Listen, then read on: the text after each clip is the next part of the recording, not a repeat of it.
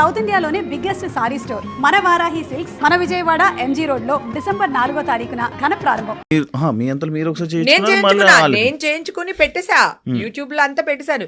ఇదిగో నేను టెస్టులు చేయించుకున్నాను, నాకు నెగిటివ్ వచ్చింది, నా టెస్టులు నమ్మొద్దు, పోలీసుల టెస్టులు కూడా నమ్మకండి, నేను మీ దగ్గరే ఉన్నాను కదా, మీరు ఎవరైనా వచ్చి నాకు టెస్టులు చేయించండి, మీకు తెలిసిపోతాయి కదా అని అన్నా.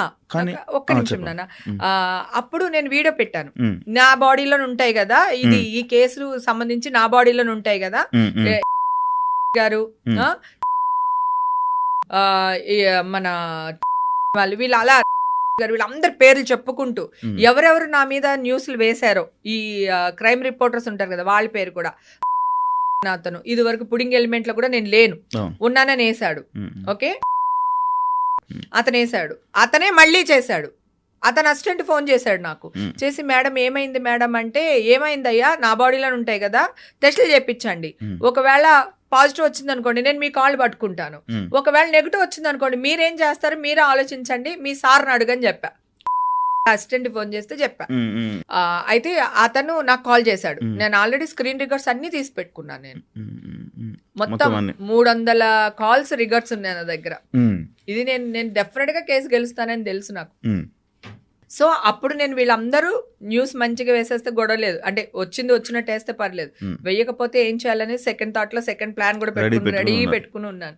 అతను అంటాడు, మేడం మీరు బయటకు వచ్చిన వాళ్ళ లేరు కదా మేడం అని అడుగుతున్నాడు. ఏంటి న్యూస్ వేసేసిన తర్వాత ఆ వైట్ డ్రెస్ అమ్మాయి ఏసి చూసే కొద్ది చూడబుద్ధి వస్తుందని వేస్తారు కదా, తర్వాత అడుగుతున్నాడు. ఆ వాయిస్ కూడా రికార్డ్ చేసి పెట్టాను నేను లేననే తెలుసు, అది నేను కాదనే తెలుసు, ఎందుకంటే నేను white polish, nail polish, black dress నేను వైట్ డ్రెస్ వేయలేదు అని చెప్తున్నాను కదా. సో అప్పుడు వాళ్ళు మళ్ళీ నన్ను అడిగారు, నాకేమైనా వినిపించగలరా ఆడియోస్ ఏమైనా?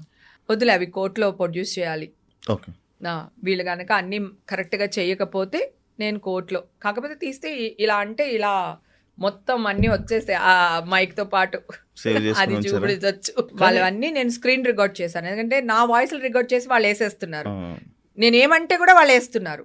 అలాంటప్పుడు నా తప్పేం లేదు కదా, నేను రికార్డ్ చేయాలి కదా, నాకు ఎవిడెన్సెస్ కావాలి కదా, నేను రికార్డ్ చేసి పెట్టాను. కానీ మీకు ఫోన్ చేసి మాట్లాడేది ఒకటి, బయటికి మళ్ళీ చూపించేది ఒకటి, ఇంకొకటి నా వాయిసే వేస్తున్నారు, చూసారా ఇంకా పొగరు తగ్గలేదు, ఎంత బొక్క ఇస్తుందో, ఇది న్యూస్. కానీ మంచిగా మీతో మంచి మాట్లాడేటప్పుడు మంచిగా మాట్లాడుతున్నారు నాతో, వాళ్ళు రికార్డ్ చేస్తున్నట్టు కూడా నేను చెప్తున్నా, మీరు నాకు రికార్డ్ చేస్తున్నారు నాకు తెలుసు, కావాలంటే టెలికాస్ట్ చేసుకోండి చూసుకుందాం అది ఇదని.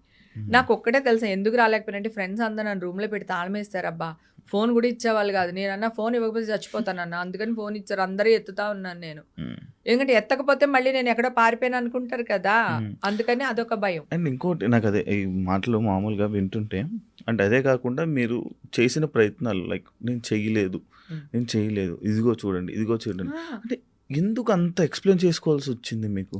ఎందుకు అంత చేసుకోవడం ఎందుకు? వదిలేయచ్చు కదా అని. ఎలా వదిలేస్తాను? నువ్వు వదిలేస్తావా? ఒక అమ్మాయిని రేప్ చేసావని న్యూస్ ఇచ్చేస్తారు, నువ్వు చెప్పుకోవా బయటకు వచ్చి నేను రేప్ చేయలేదని? చెప్పుకుంటావా లేదా? చెప్తా. మరి అప్పుడు నేను చేసిన తప్పు ఎందుకు అవుతుంది? ఇప్పుడు నువ్వు నన్ను రాళ్ళిచ్చుకుని కొడుతున్నావు, నేను చేతులు కూడా అడ్డు పెట్టుకోద్దా, అయ్యో తగులుతుంది వద్దండి ప్లీజ్ అండి అని కూడా అనొద్దా? ఎక్కడ న్యాయం? ఇప్పుడు నీ మీద రేప్ కేసు వచ్చింది, నువ్వు మాట్లాడవా?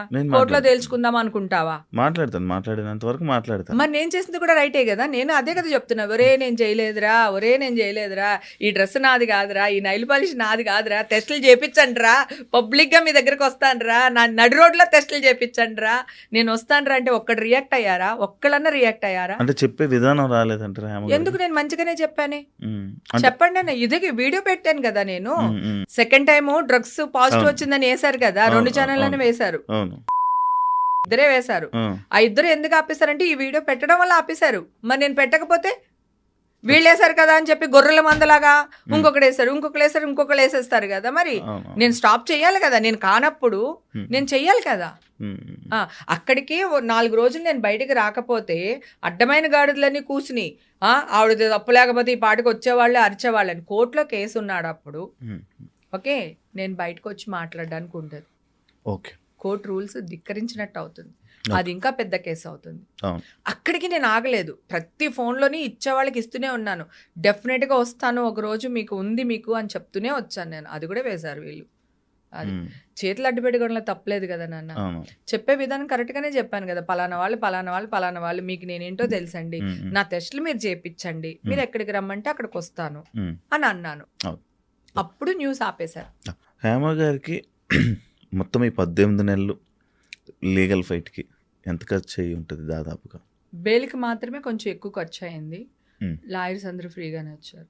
కానీ ఖర్చు వేస్టే కదా, ఇంకా కోర్టుకి వెళ్ళిన తర్వాత నువ్వు ఖర్చు అనుకుంటే ఎట్లా అవుతుంది? తప్పదు. తప్పదు. అది తప్పు చేయకపోయినా కూడా ఖర్చు తప్పదు. అంటే బెయిల్కి మాత్రం ఏదో ఉంటుంది ఉంటుంది. Formal amount. పాపం లాయర్స్ అందరూ స్వచ్ఛందంగానే వచ్చారు. వాళ్ళు నన్ను ఏమి ఫీజు అడగలేదు. ఇప్పుడు కూడా నాకు అక్కడి నుంచి లాయర్ పంపించారు కదా, ఇంతవరకు ఆయన కూడా పాపం ఏం ఫీజు అడగలేదు. సో ఇచ్చి పంపించాలి, తప్పదు.